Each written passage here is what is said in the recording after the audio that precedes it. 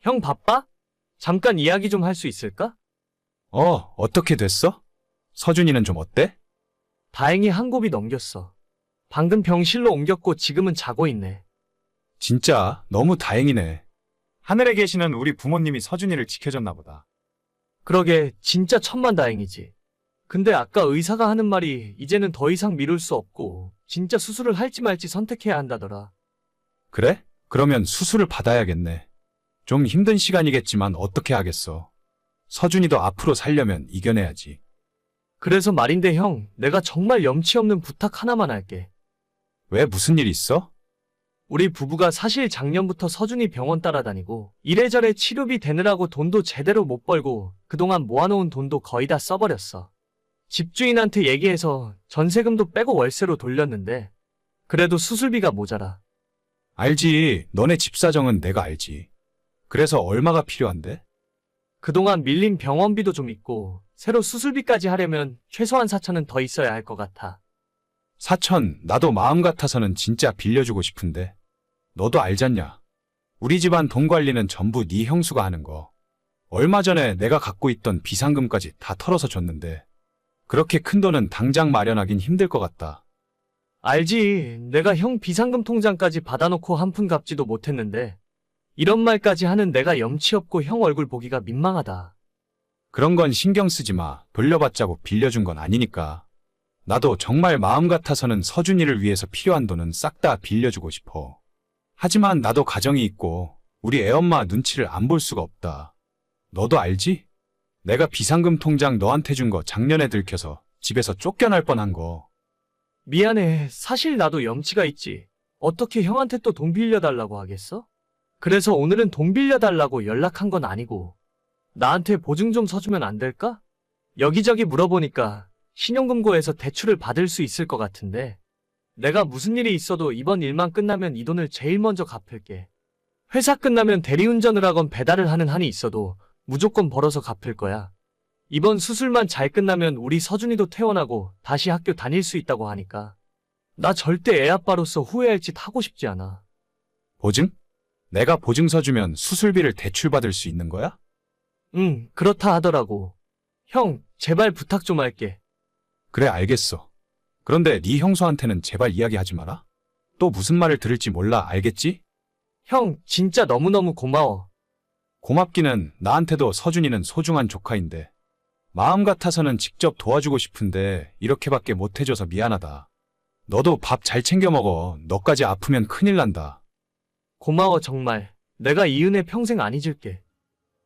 정말 지금 와서는 기억하기도 싫은 일이지만 몇 년 전 하나뿐인 우리 아들이 너무 아파서 큰 수술을 받아야만 했던 적이 있었어요. 1년 넘는 투병 기간을 거치면서 약값과 병원비로 우리 부부가 모아놓은 돈을 전부 다 써버렸고 수술을 결정한 상황에서는 이미 가지고 있던 돈이 없었죠. 당시에 맞벌이를 하고 있었지만 번갈아가며 아이 병원을 따라다니느라 제대로 일을 하지 못했었고 결국 아내가 직장을 그만두고 아이 병수발과 뒷바라지를 전담하게 되었습니다. 멀쩡했던 가정이 무너지는 건 한순간이더라고요. 그래도 가능성이 있는 아이를 포기할 수 없어서 모든 걸 다 해주려고 했었고 정말 지푸라기라도 잡는 심정으로 친형에게 보증을 부탁했습니다. 다행히도 흔쾌히 보증 서주겠다고 해서 드디어 수술을 받을 수 있다 생각했고 다음날 저축은행에서 대출 가능하다는 확인을 받고 너무나도 기쁜 나머지 일생일대의 큰 실수를 해버리고 말았어요. 형, 은행에서 대출 해줄 수 있대. 진짜 너무 고마워. 형이 보증 서준 덕분에 늦기 전에 수술 받을 수 있을 것 같아. 네? 그게 무슨 소리예요? 보증이라니? 아, 형수님? 그게 아니라 제가 착각했나봐요. 다른 사람한테 카톡을 보내야 하는데. 거짓말하지 말고 솔직하게 이야기해요. 나중에 들통나서 진짜 집안 뒤집어지는 꼴 보고 싶지 않으면. 그게 말이죠. 이번에 우리 서준이 수술해주겠다는 곳이 있어서 정말 어렵게 간신히 예약을 잡을 수 있었거든요. 그거 잘 됐네요. 그런데 내가 궁금한 건 보증은 대체 무슨 이야기냐는 거예요. 사실 지금 입원해 있는 병원에 밀린 병원비가 좀 있어서 그걸 정산하지 않으면 퇴원도 안 되는 상황이고 수술비도 꽤 비싸더라고요. 형수도 아시다시피 저희가 지금 가진 돈이 없는 상황이라서 급하게 돈 구하려면 그 방법밖에 없었어요. 그래서 제 남편한테 보증서 달라고 부탁하신 거예요? 진짜 서준 아빠도 그러는 거 아니에요. 우리라고 여유가 있는 것도 아닌데 저번에 가져간 500만 원도 한 푼 안 갚으시고서 어떻게 또 보증을 서달라고 하실 수가 있으세요? 지금 있는 대출만 해도 장난이 아니잖아요? 죄송합니다. 근데 진짜 이번에 수술만 성공적으로 끝나면 제가 밤에 오토바이 타고 배달을 해서라도 대출은 다 갚을게요. 절대 형이랑 형수한테 피해가는 일 없게 하겠습니다. 안 돼요. 내가 서준이 생각하면 딱해서 도와주고 싶긴 한데 우리도 집 대출 갚을 거 남아있고 자동차 할부도 갚아야 하고 내 코가 석자라니까요? 진짜 우리 식구 이혼하고 뿔뿔이 흩어지는 꼴 보고 싶으면 맘대로 해봐요. 알겠습니다. 보증 이야기는 없던 걸로 하겠습니다. 형수의 단호한 말에 어쩔 수 없이 포기할 수밖에 없었죠. 정말 다행히도 장인 장모님이 사시던 집을 담보로 대출을 받아서 돈을 마련해 주셨고 우리 아들 수술도 성공적으로 받을 수 있었어요. 초등학교 다니고 있던 아들은 지금 중학교를 다니고 있고 다시 새 삶을 얻은 것처럼 하루하루 감사한 마음뿐입니다. 사실 입장 바꿔 생각해보면 그 당시에 형은 정말 최선을 다했다고 생각해요. 그래서 제가 상황이 좋아지자마자 형에게 빌렸던 돈 500만 원부터 빨리 갚았습니다. 하지만 예전에 그 일을 계기로 알 수 없는 어색한 점이 생겨버려서 평소엔 거의 연락을 잘 안 하고 지내게 되었고 특히 형수와는 완전 인연을 끊다시피 해버렸어요. 그런데 얼마 전 형수로부터 뜻밖의 연락을 받게 되었습니다. 그동안 잘 지내셨어요? 아, 네. 저는 잘 지내고 있죠. 형수님은 별일 없으셨어요? 말도 마세요. 저희는 전혀 안녕 못하네요. 갑자기 무슨 일 있으세요? 우리 남편한테 한마디도 못 들으셨나 보네. 요즘 저희 남편 사업이 휘청휘청해요. 코로나 전까지만 해도 장사가 잘 됐었는데 그때 이후로 손님도 줄고 요즘은 대출로 겨우겨우 버티긴 하는데 이러다가 집까지 압류해 넘어가게 생겼다니까요. 어떻게든 이번 큰 고비만 넘어가면 다시 잘 될 수 있을 것 같은데. 아, 네. 잘 해결되길 바랄게요. 서방님, 지금 하신 말씀 진심이세요? 네? 저희가 잘 되길 바란다는 말이 진심이냐고요. 네, 물론이죠. 잘 되셨으면 좋겠네요. 그러면 저희 부탁 하나만 들어주세요. 무슨 부탁이요?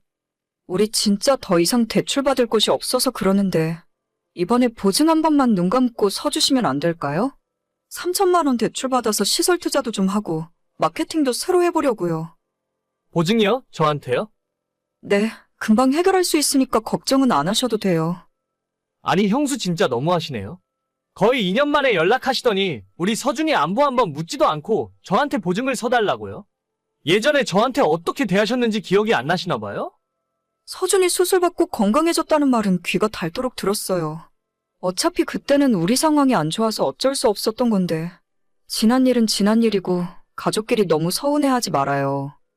죄송한 말씀이지만 저도 형수 덕분에 가려야 하는 사람이 누군지 확실하게 알게 됐어요. 우리 회사 동료들도 제 소식 듣고 1,000만 원 모금해서 주셨거든요. 그런데 저는 형한테 500 빌린 일로 형수한테 그런 이야기까지 들었으니 때로는 가족보다 남이 더 나을 때도 있더라고요. 가려야 하는 사람이요? 그거 지금 내 이야기예요. 저는 누구라고 이야기한 적 없어요. 와, 서준 아빠 그렇게 안 봤는데 진짜 속이 너무 좁다. 언제적 일인데 그걸 아직까지 마음에 담아두고 있어요?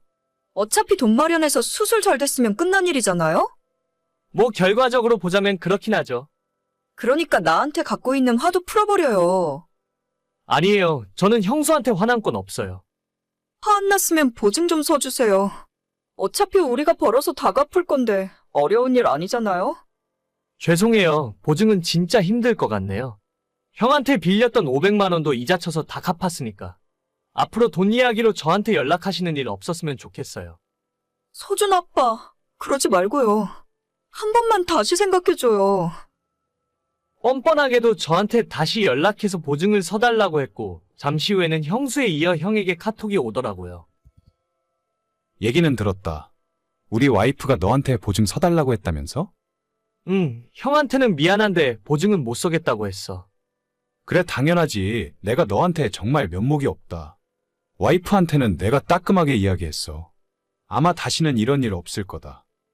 형 생각하면 보증이 아니라 돈이라도 빌려주고 싶은데 나도 우리 와이프가 형수 이야기만 하면 눈이 뒤집어질 정도로 화를 내니까 내가 보증 서줬다는 거 알면 가만히 있지 않을 거야. 알지, 이해한다. 우리 집 일은 내가 알아서 해결할 수 있으니까 너는 신경 쓸 필요도 없어. 서준이는 잘 지내지? 학교 잘 다니고 요즘은 완전 건강해. 그러면 됐다. 아무튼 오늘 일은 잊어버리고 다신 우리 집사람이 돈 때문에 연락하는 일 없도록 할게. 알겠어. 형도 건강 조심하고. 그렇게 형과 어색한 대화를 마치고 나니 그냥 보증을 서줄 걸 그랬나 하는 생각도 조금 들더라고요. 하지만 예전에 그 일 때문에 제 아내는 형수 이야기만 하면 바로 입에서 쌍욕이 튀어나올 정도로 화를 내기 때문에 제가 형한테 보증을 서줬다는 걸 알게 되면 저까지 무사하지 못할 겁니다. 형한테는 미안하지만 앞으로 어떤 금전적인 거래도 안 할 거예요. 오늘의 사연은 여기까지입니다. 구독과 좋아요, 알림 설정은 많은 힘이 됩니다. 다들 행복하시고 좋은 하루 되세요.